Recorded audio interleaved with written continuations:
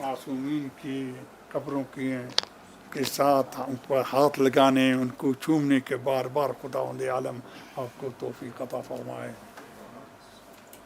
और आप सब पे वादे है, मुझे मेरे दिल में वही पाकिस्तान है जो आज से 55-56 साल पहले था।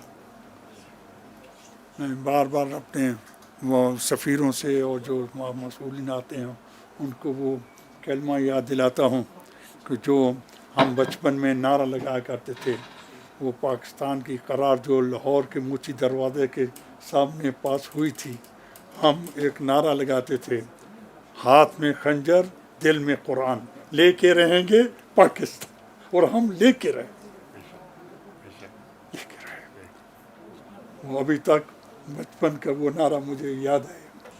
और मुझे पाकिस्तान से वही मोहब्बत है जिस मोहब्बत का खुदावंद आलम ने रसूल इस्लाम के वास्ते से हमें हुक्म फरमाया। हुब्बुल वतन मिनल ईमान, वतन की मोहब्बत ईमान का जुज़ है। जो अपने वतन को अच्छी तरह मोहब्बत, उससे जो मोहब्बत नहीं रखता, उसके ईमान में गड़बड़ है। सही फरमा रहे। खुसूसन अब पाकिस्तान दुनिया की मुहिम ताकतों में से एक ताकत है। ईरान नारे लगा रही कि मेरे पास एटमी नहीं है। नहीं, तुम्हारे पास है, उसको जकड़ा हुआ है भले इक़्तिसादी नाकाबंदी में। इसराइल बावजूद उसके बड़ी ताकतें उसके पुष्पना हैं, वो अभी तक दावा नहीं कर सकी कि उसके पास एटम है। हमने पाकिस्तान के हमारे पास एटम है।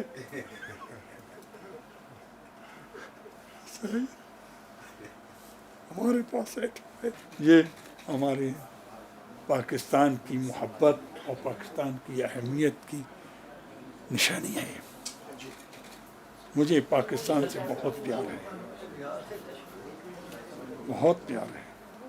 लेकिन जाहिर है कि इंसान जिस तरह रसूल इस्लाम जिहाद के लिए मदीने को छोड़ते थे, मदीने रसूल को बहुत प्यारा था, इसलिए मैंने भी खुदा और इस्लाम की राह में इल्मी जिहाद के लिए मुझे पाकिस्तान छोड़ना पड़ा है।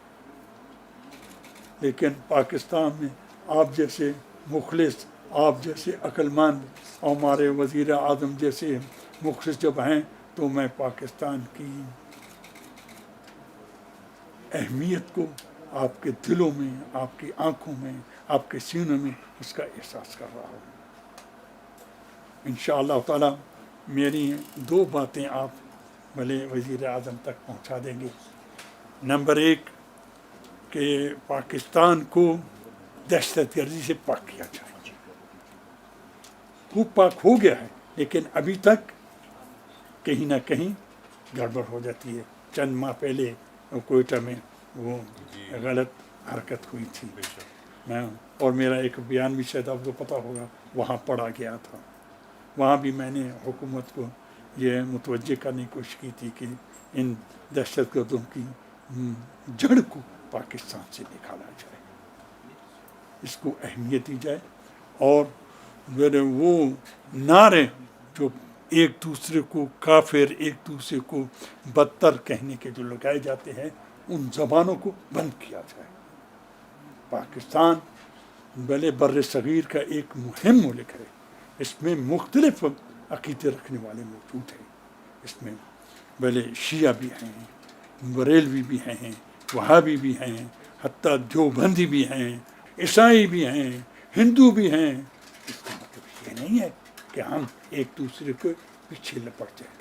पाकिस्तान सबका मुल्क है और सब पाकिस्तान की जुज़ हैं।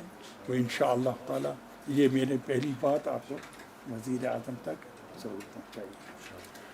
और दूसरी बात जो मैं चाहता हूँ कि वज़ीर आज़म तक पहुँचे, वो ये कि पाकिस्तान की पब्लिक की अहमियत को सामने रखा जाए। बेरोज़गारी को ख़त्म किया जाए, महंगाई को ख़त्म किया जाए, اور پاکستان کچھ میدان میں آگے آ چکا ہے، اس میں نئی نئی اکتشافات میں اس کو اور آگے نہ چاہیے. آپ کیونکہ یہ دوسرا پہلو اسی دوسرے مطلب کا یہ آپ سے متعلق ہے. چاہتا ہوں کہ پاکستان دنیا کے ممالک سے خوب اسرائیل کو طرف رکھے، اسرائیل کو علیحدہ رکھے، بقیہ پاکستان کو بقیہ ملکوں کا سربراہ ہونا چاہیے. یہ آپ کا کام ہے. پاکستان کا تاج اس لحاظ سے آپ کی سریت پر انشاءاللہ آپ اپنی فکر اور اپنی عقل اور اپنی ویلے کوشش کے ساتھ پاکستان کو اس مقام تک لے جائیں گے جس کا یہ پاکستان مستحق ہے. میں نے یہاں بیٹھ کر پاکستان کا نام خدا نے نہیں، میں نے نہیں، مولا نے، خدا نے مجھے شرف دیا ہے کہ تاریخ میں حوزہ علمیہ میں پہلا مرجع بر صغیر تاریخ، یہ خدا نے مجھے، آپ بھی وزیر خارجہ کی حیثیت سے پاکستان کے لیے کچھ کام کرتے ہیں. مجھے پاکستان بہت پیارا ہے، بہت پیارا ہے، بہت پیارا ہے. اس لیے آپ سے یہ گزارش کر رہا ہوں، انشاءاللہ آپ اس گزارش کو زیر نظر رکھیں. بسم اللہ الرحمن الرحیم. بسم اللہ الرحمن الرحیم. سب سے پہلے تو حضرت میں آپ کا بے حد مشکور ہوں کہ آپ نے اپنی مصروفیات میں سے وقت نکالا اور مجھے اجازت دی کہ میں آپ کے ہاں حاضری دے سکوں. اس کے بعد مجھے یہ کہنے کی اجازت دیجیے کہ آپ کی پاکستان سے جو محبت کا آپ نے اظہار کیا ہے اس کو سامنے رکھتے ہوئے مجھے یہ کہنے کی اجازت دیجیے کہ ہمیں آپ پر فخر ہے. آپ نے اپنی علم اور اپنی ریاضت سے اور اپنی محنت سے جو علمی مقام حاصل کیا ہے، مجھے کچھ اس کا علم تو تھا غائبانہ طور پر، آپ سے ملاقات نہیں تھی، غائبانہ تعارف تھا. مجھے آپ کی شخصیت کا اور آپ کی دینی خدمات کا علم تھا، لیکن میں پہلی مرتبہ عراق آیا ہوں ماشاء اور مجھے کل موقع میسر آیا عراق کے صدر سے ملنے کا بڑھیا. اور عراق کے وزیر اعظم سے ملنے کا. دونوں نے جب ان کے علم میں آیا کہ میں آپ کے ہاں حاضر ہو رہا ہوں تو دونوں نے کیا کہا کہ ہمارا سلام پیش کیجیے گا آپ کو. اس سے مجھے اندازہ ہوا کہ یہ جو یہاں کی قیادت ہے وہ آپ کی فہم و فراست کی کتنی قائل ہے اور آپ کی اہمیت کیا ہے میرے دل میں تھی، وہ دوبالا ہو گئی. ایک تو بحثیت یہ خدا کی رحمت ہے. بے شک بے شک خدا کی بے شک خدا کی رحمت ہے. بحثیت پاکستان کے وزیر خارجہ کے مجھے یہ بے پناہ مسرت ہو رہی ہے کہ دیار غیر میں آپ نے جو مقام بنایا ہے اپنی علم سے اور اپنی عبادت سے، وہ ہمارے لیے بہت بڑا فخر ہے کہ آج اللہ کے فضل و کرم سے آپ کا وہ مقام ہے دنیا میں جو شاید بہت کم لوگوں کو نصیب ہوا ہے. اس مقام کے باوجود آپ نے جو اپنی یہ فقیری اور اپنی سادگی اپنائی ہے، یہ اپنی مثال آپ ہے. یہ ہے ایک جسے کہتے ہیں نا ایک مٹی ہوئی شخصیت کی عملی پہچان جو میں اپنی آنکھوں سے دیکھ رہا ہوں. آپ کو کسی چیز کی کمی نہیں ہے، لیکن آپ نے خود فیصلہ کیا ہے اس انداز میں زندگی بسر کرنے کا، رہنے کا. دو آپ کے پیغامات مجھے ملے اور میں عرض کرنا چاہوں گا. آپ نے فرمایا تھا کہ پاکستان کے زائرین کے لیے جو آتے ہیں کچھ کیا جائے. آپ کو یہ جان کر خوشی ہوگی کہ وزیر اعظم عمران خان صاحب کی سربراہی میں بلے کابینہ نے اس پر غور کیا.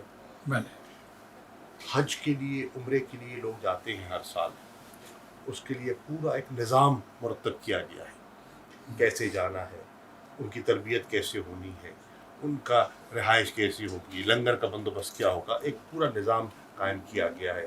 اس کے رولز ہیں، ریگولیشنز ہیں. یہاں لاکھوں آتے ہیں، کوئی ایسا نظام نہ تھا.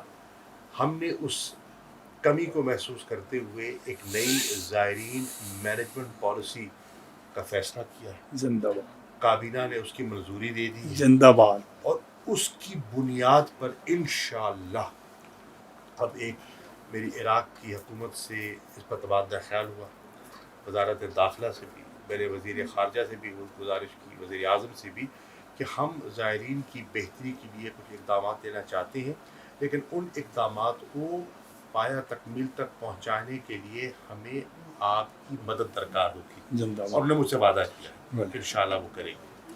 چنانچہ ہماری خواہش ہے کہ یہاں ہم زائرین کے لیے ہمارا جو پاکستان ہاؤس کا ایک خواب تھا جو ادھورا ہے، بلے. اس کو مکمل کیا جائے. زندہ باد. ایک میڈیکل سینٹر قائم کیا جائے جس میں زائرین آ سکیں، رہ سکیں، مستفید ہو سکیں. آتے ہیں بہت بڑا طبقہ ان میں ایسا ہوتا ہے جو بڑا سفید پوش طبقہ ہوتا ہے، اور ان کے لیے آسانی پیدا ہو جائے. زندہ باد. میری خواہش ہے، کل میری کربلا کے گورنر سے ملاقات بھی ہوئی، زندہ باد. کہ یہاں ہماری اب اس وقت 2 لاکھ کے قریب لگ بھگ پاکستانی آتے ہیں. بلے. ہماری جو لوگوں کی تڑپ ہے بلے. اس کو سامنے رکھتے ہوئے اگر ویزا کی آسانی پیدا ہو جائے تو تعداد بہت بڑھ سکتی ہے. بہت بڑھ سکتے ہیں. مجھ سے انہوں نے وعدہ کیا ہے کہ انشاءاللہ ویزوں کی جو کمی تھی اور جو دقت تھی اس کو آسان کر دیں گے، زندہ باد. ویزے عام کر دیں گے، اور زندہ باد. انشاءاللہ آپ دیکھیں گے پاکستانیوں کی یہاں ایک بہار ہوگی جو انشاءاللہ. زیارات کے لیے آئیں گے اور انشاءاللہ. اپنے عقائد کے مطابق یہاں حاضری دیں گے. تو انشاءاللہ. انشاءاللہ یہ ایک پیش رفت ہے.